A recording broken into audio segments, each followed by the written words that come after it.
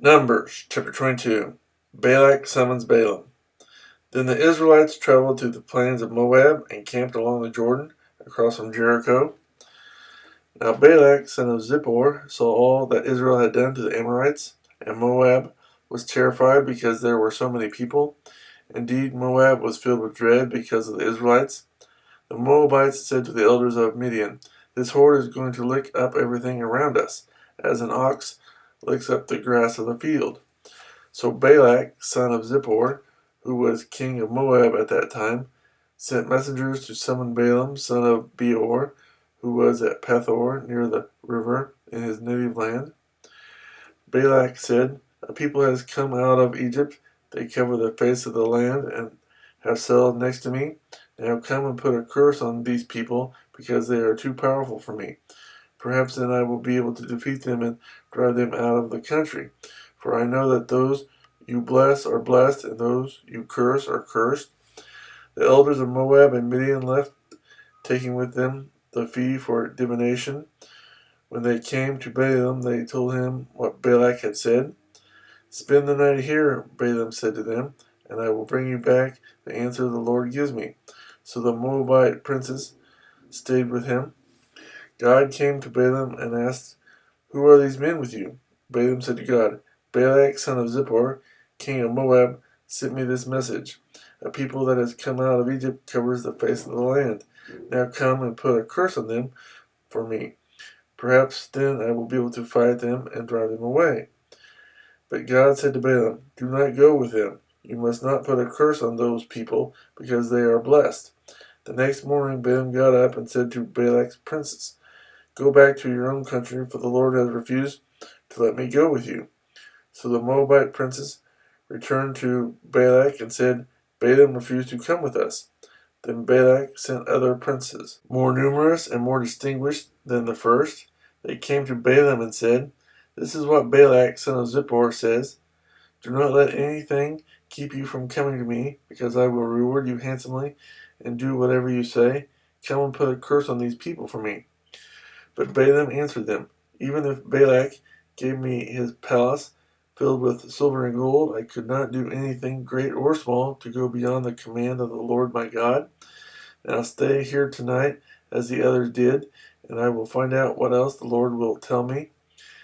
That night God came to Balaam and said, "Since these men have come to summon you, go with him, but do only what I tell you."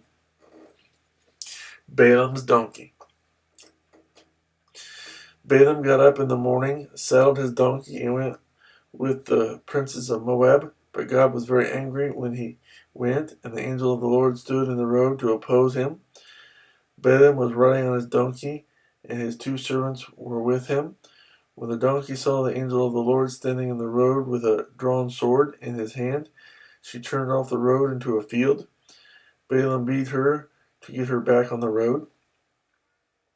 Then the angel of the Lord stood in a narrow path between 2 vineyards, with walls on both sides. When the donkey saw the angel of the Lord, she pressed close to the wall, crushing Balaam's foot against it. So he beat her again. Then the angel of the Lord moved on ahead and stood in a narrow place, where there was no room to turn either to the right or to the left. When the donkey saw the angel of the Lord, she lay down under Balaam, and he was angry, and beat her with his staff. Then the Lord opened the donkey's mouth, and she said to Balaam, "What have I done to you to make you beat me these 3 times?" Balaam answered the donkey, "You have made a fool of me. If I had a sword in my hand, I would kill you right now." The donkey said to Balaam, "Am I not your own donkey, which you have always ridden to this day? Have I been in the habit of doing this to you?" "No," he said.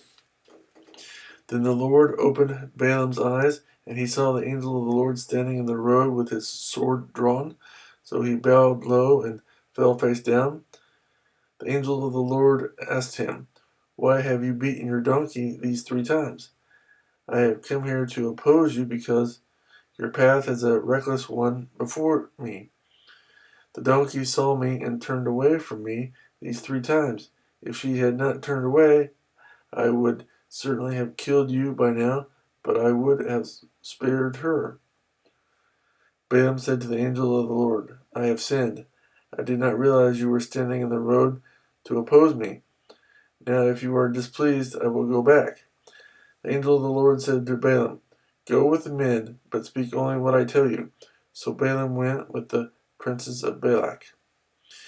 When Balak heard that Balaam was coming, he went out to meet him at the Moabite town of the Arnon border at the edge of his territory.